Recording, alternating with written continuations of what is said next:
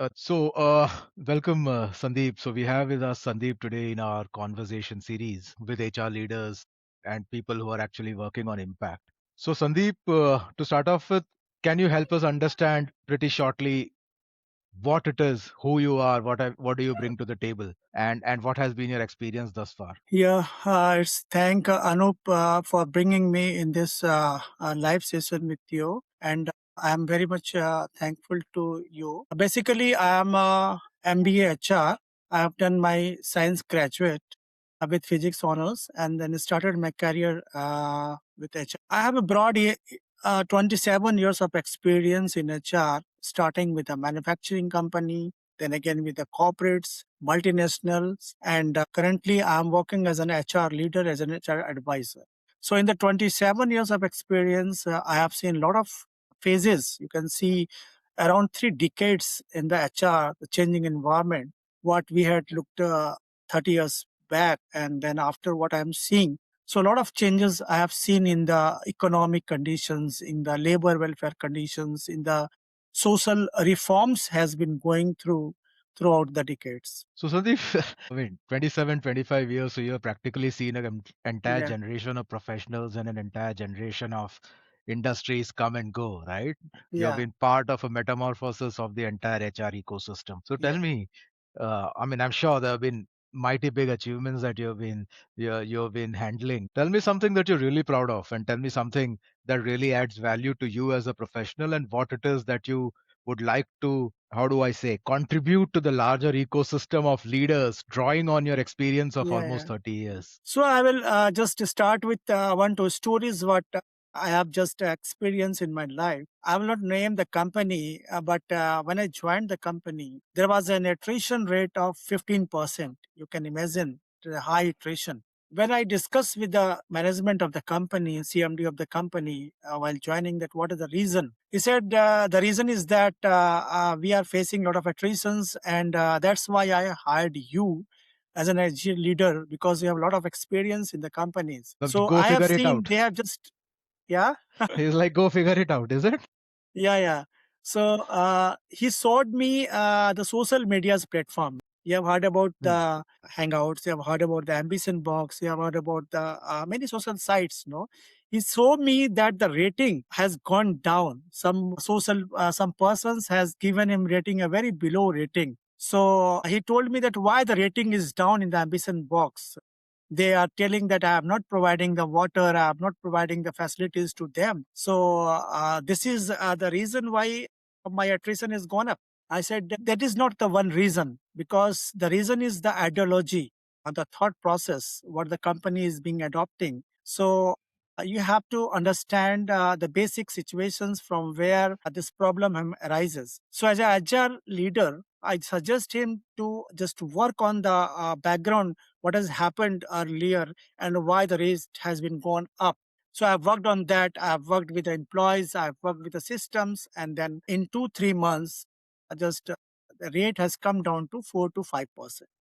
So that was a quite achievement, because when you work with the laborers, when you work with the employees, you understand basic the reasons. Sitting in the boardrooms, you can't justify the reasons, or you can't go through it, and you can't make decisions. So there are basic things which has to be implemented, and then you can get the results. So as HR, we are here to retain the peoples. We are not going to increase the attritions or control the attritions. We retain the manpower, and the manpower at the lower level are very important, at the ground level are very important. So these are the things which an HR has to be considered while they're practicing in the organizations. Thanks for bringing that up, Sandeep, because is this in an environment which is very labor heavy, this organization? Yeah, yeah.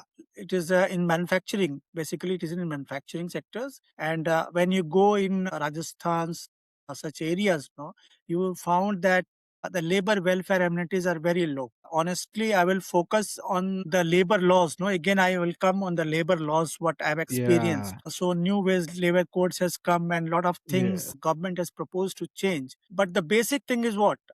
Just what I have experienced, that everything is on papers. Execution is very, very weak.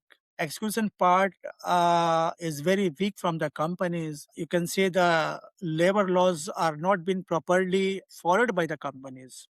So that's why the employees, no, they are not getting the benefit out of it. And the government regulations, the enforcement is also very weak in some of the areas. The effect of legislations, the effect of labor laws, you can see only in the metro cities, not in the rural areas. Still, the Yeah. rural areas, the legislation is very weak there. So you mean the execution of the legislation. So the legislation is there, but the execution and the ultimate benefits Execution being is very passed weak. on Yeah. is the suspect. So how do you look at Yeah. the entire the new labor codes coming in? I mean, it's still under discussion with a lot of state governments getting into their own stuff because labor, of course, is a concurrent subject in India. So how do you look at the new labor code Yeah. affecting the, how do I put this, the ease of doing business, sort of an environment, if I may? How does it influence? I mean, what is your take, drawing on your 30 years in the industry? So now the legacy of old labor laws, you can say 29 labor laws, has been now consolidated to 4 labor codes: wages code, industrial relations code, and safety codes and IR codes. Okay. So what actually happens?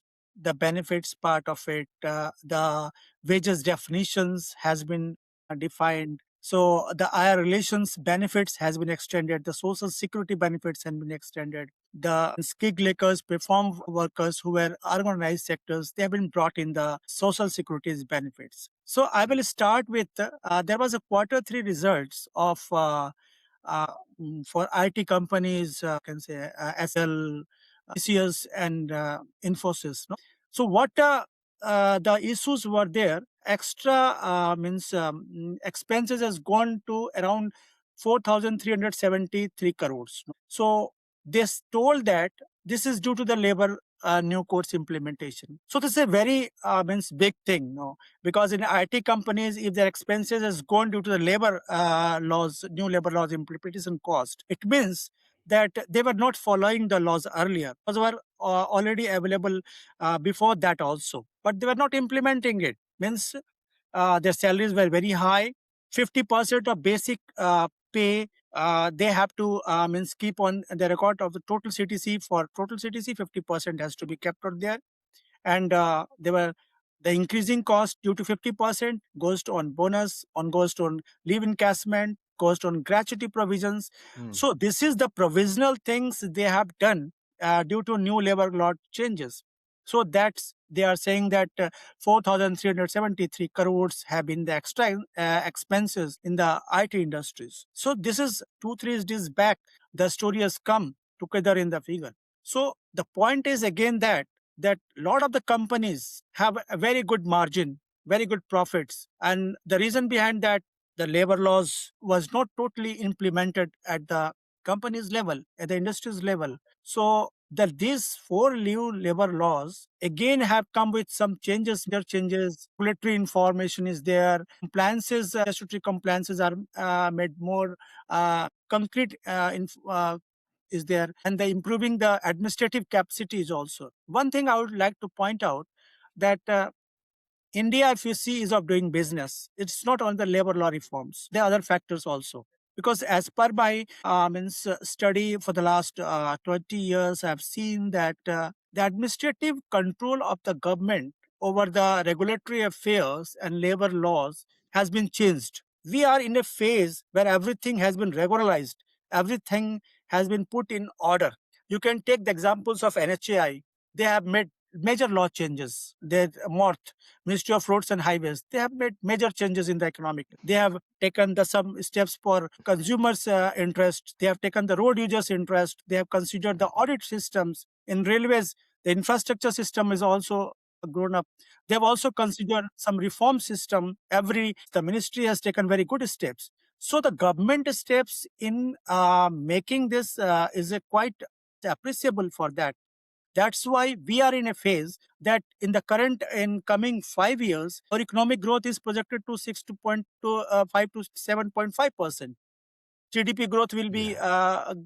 great higher than that. So these are the reasons that lot of infrastructure, lot of administrative capacity changes and reforms are taking place. And in coming years, I think the government Viksit Bharat mission is on a great success. Even you take the G Ramji Yojana, Manrega, They have come out from the Manrega and Viksit Bharat Gram Rojna. They have a state set up a monitoring system to monitor all the benefits are going to the people or not. So these So are the glad great you steps what I've seen. glad you picked that up, Sandeep, because even with my experience, I resonate a lot with what you're saying.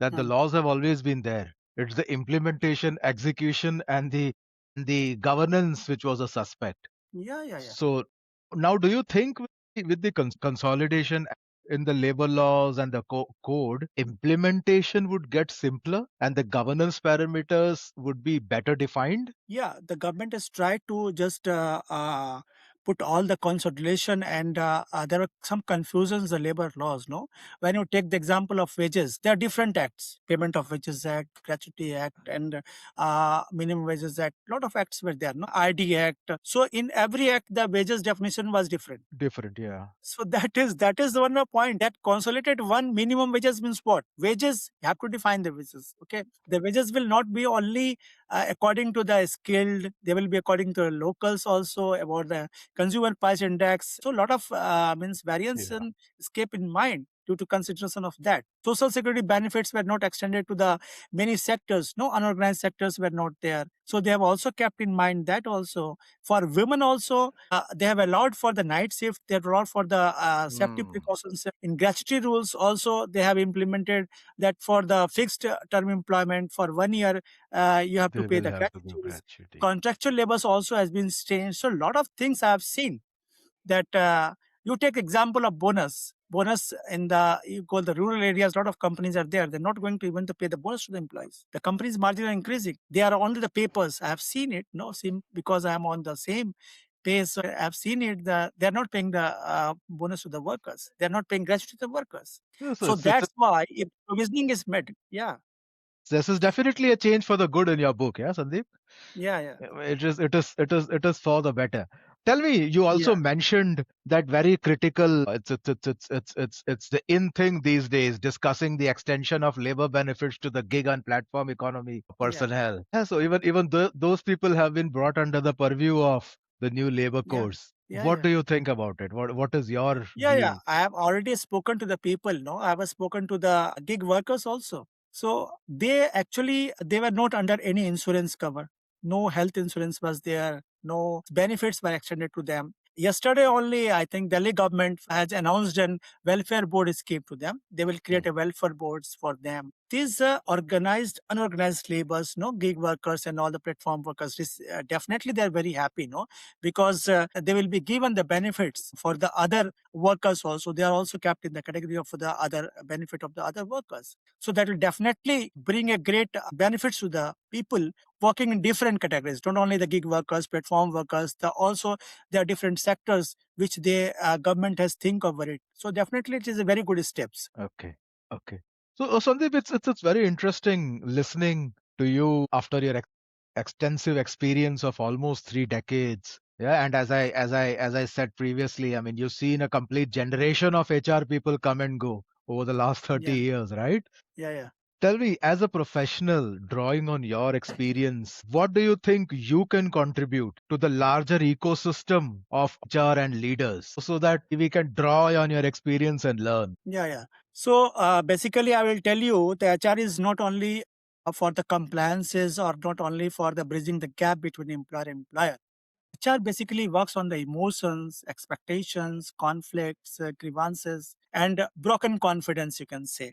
Where there's confidence is broken, we work on that now. So, to the large extent, because in one of my lectures in Manipal University in Rajasthan, that called me as a guest lecturer there for giving a lectures. I just advise the students also, the coming generation also, that that the generation that today's the next generation is coming is a generation of skills. No, you will advance with the skills. If you're skilled, you will get the better job. Unemployment is the only for those who don't have the skills, the required skills. Yeah. You have to acquire the skills what is relevant today. In one of my podcasts, in one of my lectures, I mentioned about the agentic AI also. No, agentic AI is different with the normal AI. So I have told the students also that the coming age will be for the agentic AI. Now India's contribution to the agentic AI is 48% in the global, and Australia is 23%, and USA is 28%. So this the change in the dynamics, change in the means digitalization of the company country definitely will be a very go through it, no, and this new generation is coming has to think over it that what the new things are coming and how you have to equip with the technical knowledge with your skills in different levels, not only in IT but other sectors also, the skills based, because I am also associated with the recruitments and firms and as an advisor to the recruitment firms. So I know that the recruitment of the employees, the peoples are demanding for their skills, demanding not for the experience. They are going for their skills, and the people who will have a good skill will definitely rule out. And India, we are coming with very new technologies, new startups are coming with new adventures are coming in defense sectors, in the corridor logistics sectors. A lot of things are coming in India. So you have to be planned for that. What new things are coming, why new technology is coming, how you have to equip with it. This will definitely go to a breakthrough for the employees, means for the prospective employees. Sure. Sandeep, it's an absolute pleasure listening to somebody like you and sharing their experience. Yeah, and I'm sure we will all grow as we engage more and more, we talk more and more, and we would love to hear you in detail sometime in the near future and get into more and more podcasts and exchange of ideas. Thank you for taking time off on this Saturday Thank and you very talking to much. us. Thank you. Thank you. Thank you. Thanks. Thank Thanks. you.